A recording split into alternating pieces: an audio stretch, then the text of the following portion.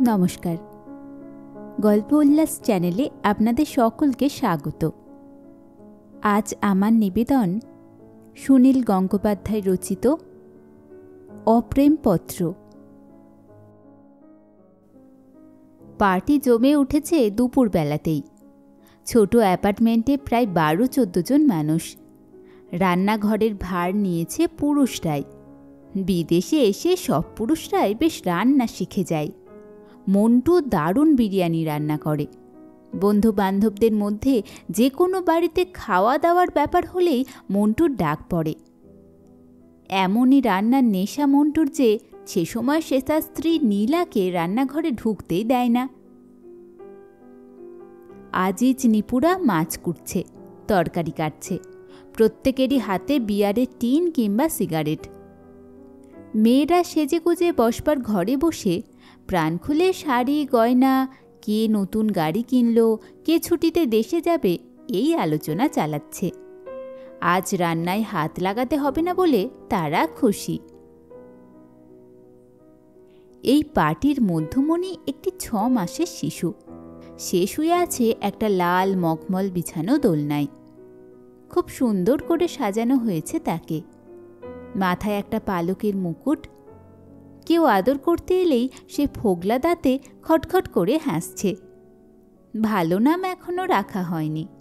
ওর ডাক নাম বাবু। মালা আর ফিরোজ কাউকে উপহার আনতে বারণ করেছিল। আজ তাদের ছেলে জন্মদিন নয়, কোনো উপলক্ষও নেই, এমনি ছুটির দিনে হইচই। মালা সদ্য তার বাচ্চাকে নিয়ে ঢাকা থেকে এসেছে। বন্ধু বান্ধবরা এই প্রথম ফিরোজের সন্তানের মুখ দেখবে, উপহার আনবে না। অনেক রকম বেলুন আর খেলনায় ঘরের একটা কোণ ভরে গেছে। ফিরোজ একটা বার কাউন্টার খুলে ফেলেছে। কারুকে বিয়ার, কারুকে ভটকা দিচ্ছে গ্লাসে গ্লাসে। মেয়েরা এসব খেতে চায় না। ফিরোজ খুব চেষ্টা করছে তার ঘনিষ্ঠ বন্ধু ফারুকের স্ত্রী পাখিকে ওয়াইন খাওয়াতে। মুখের সামনে গ্লাস নিয়ে বললে, অন্তত একটা চুমুক দাও, আমি তোমাকে আগে ওয়াইন খেতে দেখেছি প্রফেসর লোথারের বাসায়। এই সময় টেলিফোন বেজে উঠল। ফারুক দাঁড়িয়ে আছে টেলিফোনের কাছে। সে তুলে বলল, হ্যালো, গুটেন মর্গান। কথা বলতে বলতে ফারুকের ভুরু কুঁচকে গেল। ও পাশের কথা শোনা যাচ্ছে না। সবাই এক দৃষ্টিতে তাকিয়ে আছে। ফারুক মাউথপিস চাপা দিয়ে ফিসফিস করে বলল, রোজা। কয়েক মুহূর্তের জন্য অস্বস্তিকর নীরবতা। বাচ্চা দোলনার কাছ থেকে মালা তীক্ষ্ণ কণ্ঠে বলল, কি চায় সে? ফারুক বলল, ফিরোজের সঙ্গে কথা বলতে চাই। স্ত্রীর অনুমতির অপেক্ষা না করেই ফিরোজ এগিয়ে গিয়ে ফোনটা ধরল। প্রথমে একটুক্ষণ জার্মান ভাষায় কথা বলে তারপর শুরু করল বাংলায়। হ্যাঁ, আসতে পারো, অবশ্যই, এখনই চলে এসো। তোমার স্বামী সঙ্গে আছে? তাকেও নিয়ে এসো, কোনো অসুবিধা নেই, হি ইজ মোস্ট ওয়েলকাম। আমার এই নতুন বাসার ডিরেকশন বলে দিচ্ছি। হবেনহপে নামবা, সেখান থেকে কাইজারস্ট্রাসের কর্নারে 11 নম্বর ট্রাম। ও গাড়িতে আসবে? তাহলে। ফোন রেখে দিয়ে ফিরোজ বলল, রোজা আর তার হাজব্যান্ড আমাদের ছেলেকে দেখতে আসছে।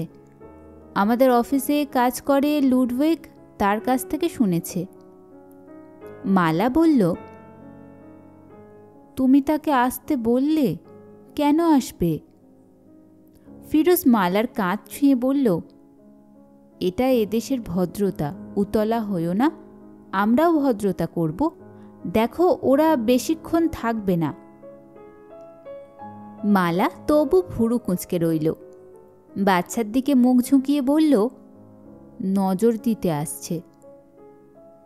ফিরোজ হো হো করে হেসে উঠল।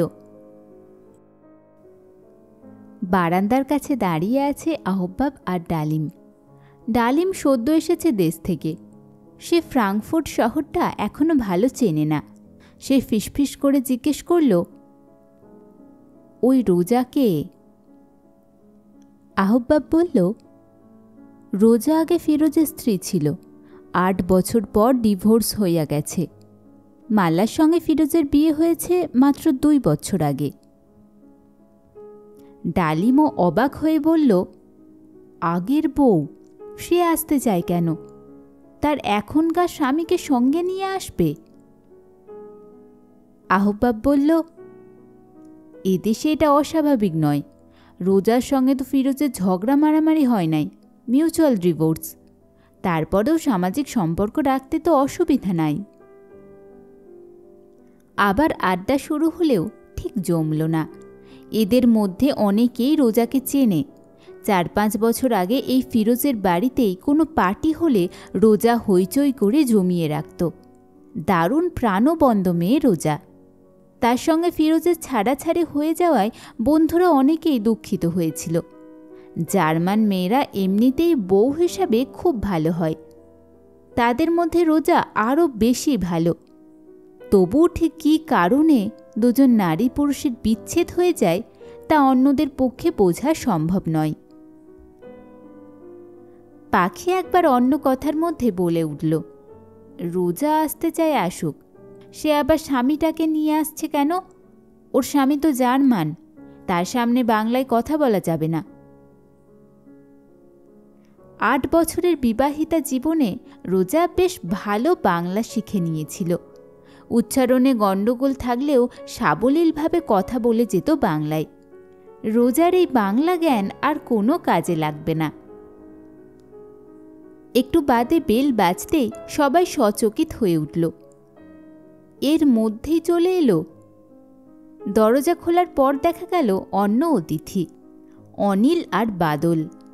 ওরা কলকাতা থেকে বুক ফেয়ারে যোগ দিতে এসেছে। এখানে ফারুকের আমন্ত্রিত। দুজনের হাতে তুলে দেওয়া হলো ভটকার গ্লাস। বাদল বলল, চমৎকার বিরিয়ানি রান্নার গন্ধ বেরিয়েছে। পাশের ঘর থেকে মন্ডু চেঁচিয়ে বলল, আর 20 মিনিটের মধ্যে সব রেডি হয়ে যাবে, তারপর লাঞ্চ সার্ভ করা হবে। অনিলকে দেখে মালা কিছুক্ষণের জন্য রোজার কথা ভুলে গেল। ঢাকায় থাকতে এই লেখকের অনেক বই সে পড়েছে, এর অনেক কবিতা আবৃত্তি করেছে। সেই লেখক জলজ্যান্তভাবে তার ঘরে উপস্থিত দেখলে মনে হয় সাধারণ একটা মানুষ, লেখক বলে বোঝাই যায় না। রোজা আর তার স্বামী এসে উপস্থিত হলো আরও 15 মিনিট পরে। সাধারণ মেয়েদের তুলনায় রোজা বেশ লম্বা। তার শরীরের গড়ন, মুখশ্রী ভারী আকর্ষণীয়। একটা হলুদ স্কার্ট পরে আছে। তার তুলনায় তার স্বামীটি একটু বেঁটেই হবে, তবে মুখে বেশ বুদ্ধির ছাপ আছে, ওষ্ঠে হাসি মাখানো। ফিরোজ বেশ লম্বা চওড়া, তার পাশে রোজাকে ভালো মানাতো। মালা ছোট্টখাট্ট সুন্দরী বাঙালি মেয়ে। রোজা পরিচয় করিয়ে দিল। তার স্বামীর নাম ক্লাউস। কদিন ধরে ফ্রাঙ্কফুর্ট শহরে খুব গরম পড়েছে, তবু ক্লাউস পুরো দোস্ত স্যুট পরে এসেছে। এতগুলি অচেনা বিদেশির মধ্যে তার কোনো ভূমিকা নেই, সে জানে, তাই মুখখানা হাসি হাসি করে রেখেছে। ঘরের মধ্যে উপস্থিত যারা আগে থেকে রোজাকে চিনত, তারা এখনকার রোজার মধ্যে উচ্ছলতার কোনো চিহ্ন খুঁজে পেল না। শান্ত সংযত ভঙ্গি। মাথা ঝুঁকিয়ে অভিনন্দন জানালো মালাকে। তারপর একটি ছোট্ট রূপোর বাক্স তুলে দিল তার হাতে। তার মধ্যে রয়েছে খুদে খুদে 2টি রূপোর চামচ। বাচ্চাটির দিকে তাকিয়ে বলল, কি সুন্দর, টানা টানা চোখ, টিকালো নাক, মায়ের সঙ্গে খুব মিল। দেখো দেখো ক্লাউস। ক্লাউস কাছে এসে নিখুঁত ভদ্রতার সঙ্গে বলল, ভেরি হ্যান্ডসাম। ফিরোজের সঙ্গে কথা বলছে না রোজা, মালাকেই জিজ্ঞেস করল, ওর কি নাম রাখা হয়েছে? মালা আড়ষ্টভাবে বলল, এখনো ভালো নাম দেওয়া হয়নি, বাবু বাবু বলে ডাকি। রোজা বলল, বাবু, বাবুও খুব সুন্দর নাম। আমি কি একবার ওকে কোলে নিতে পারি? স্পষ্ট আপত্তি আছে মালার, তবু ঘাড় নাড়ল। দোলনা থেকে বাবুকে কোলে তুলে নিল রোজা। তারপর ঘুরে তাকালো ফিরোজের দিকে। ফিরোজের সন্তান তার গর্ভেও আসতে পারত। এ বাড়িতে রোজা নিজের সন্তানকে বুকে নিয়ে এরকম একটা পার্টির মধ্যে ঘুরে বেড়াতে পারত। কিন্তু 8 বছরের বিবাহিত জীবনে তার কোনো বাচ্চা হয়নি। ফিরোজ এবং রোজা যেন কয়েক পলক বেশ সোজাসুজি তাকিয়ে রইল পরস্পরের দিকে। সেই দৃষ্টির ভাষা অন্য কেউ বুঝবে না। সবাই নিঃশব্দ হয়ে রোজাকে দেখছে। এখন রোজাই কেন্দ্রবিন্দু। বাচ্চাটাকে নামিয়ে রাখতে রাখতে মালাকে রোজা বলল, তুমি খুব ভাগ্যবতী। রান্নাঘর থেকে অ্যাপ্রন পরা মন্টু এসে বলল, এই রোজা, আমি বিরিয়ানি রান্না করছি, খেয়ে যেতে হবে কিন্তু। রোজা স্বামীর দিকে ফিরে পরিচয় করিয়ে দিয়ে বলল, আবেদ হোসেন মন্টু, ফিরোজের চাচাতো ভাই, খুব ভালো রান্না করে। তারপর মন্টুকে বলল, আমরা লাঞ্চ খেয়ে এসেছি, এখন তো আর কিছু খেতে পারবো না। ফিরোজ এবার ভদ্রতা করে ক্লাউসকে বলল, না না, আপনাদের খেয়ে যেতেই হবে, প্লিজ বসুন, একটা ড্রিঙ্ক দেব, বিয়ার। ক্লাউস জানালো সে কোনো রকম মদ্যপান করে না। বাঙালিরা হঠাৎ কারোর বাড়িতে গিয়ে উপস্থিত হলে গৃহস্বামিনীর অনুরোধে খেতে বসে যায়। জার্মানরা সেরকম খাবে না, তাছাড়া এদের সঙ্গে কোনো সেরকম সম্পর্ক নয়। ক্লাউস আর রোজা কিছুতেই খেতে রাজি নয়। মালা বলল, অন্তত একটা মিষ্টি খেয়ে যান। রোজা বলল, ঠিক আছে, একটা মিষ্টি আর 1 গ্লাস পানি। এবার ওরা বিদায় নেবে। সব মিলিয়ে 10-12 মিনিট। ফিরোজ এসে পৌঁছে দিল সিঁড়ি পর্যন্ত। নামবার আগে রোজা বলল, ঘরে বাচ্চাটা রয়েছে, সবাই সিগারেট খাচ্ছে, বন্ধুদের পাশের ঘরে গিয়ে সিগারেট খেতে বলো। আবার শুরু হয়ে গেল গুঞ্জন। বারান্দার ধারে দাঁড়ানো ডালিম আর আহবাবের পাশে এসেছে অনিল আর বাদল। বাদল বলল, জার্মান ছেলে অথচ বিয়ার খায় না, এ যে দৈত্যকুলে প্রহ্লাদ। অনিল বলল, হয়তো খাই, এখানে খেতে চাইল না। ডালিম ফিসফিস করে জিজ্ঞেস করল, মেয়েটিকে তো বেশ ভালোই মনে হলো, ডিভোর্স হলো কেন? আহবাব বলল, মেয়েটা বোধহয় বাঁজা, ফিরোজের খুব ছেলে মেয়ের শখ। বারান্দা দিয়ে দেখা গেল রাস্তায় নেমে গেছে রোজা আর ক্লাউস। ক্লাউস চাবি দিয়ে গাড়ি খুলছে, এপাশে দাঁড়িয়ে। হঠাৎ ফুঁপিয়ে কেঁদে উঠল রোজা। ব্যাগ থেকে রুমাল বার করে চোখ মুছল। তারপর 2টি কাগজ বার করল। 2খানা মেডিকেল রিপোর্ট। রোজা আর ফিরোজ 2 জায়গায় পরীক্ষা করিয়েছিল, 2 জায়গা থেকে রিপোর্ট দিয়েছে। ফিরোজের সন্তানের জন্ম দেওয়ার ক্ষমতা নেই, তবু ফিরোজ 2য়বার বিয়ে করে সন্তানের গর্বিত পিতা হয়েছে। অলৌকিক ব্যাপার আজও ঘটে। কাগজ 2টো টুকরো টুকরো করে ছিঁড়ে ফেলল রোজা। ক্লাউস জিজ্ঞেস করল, ও কি করছো, কি ছিঁড়ছ?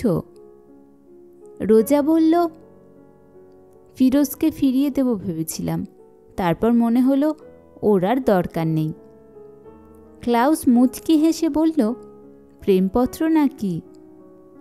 রোজা হাহাকারে সুরে বলল, হ্যাঁ। আপনারা শুনছিলেন সুনীল গঙ্গোপাধ্যায় রচিত অপ্রেমপত্র। গল্প পাঠ কেমন লাগলো অবশ্যই জানাবেন এবং চ্যানেলটি সাবস্ক্রাইব করতে ভুলবেন না। ধন্যবাদ।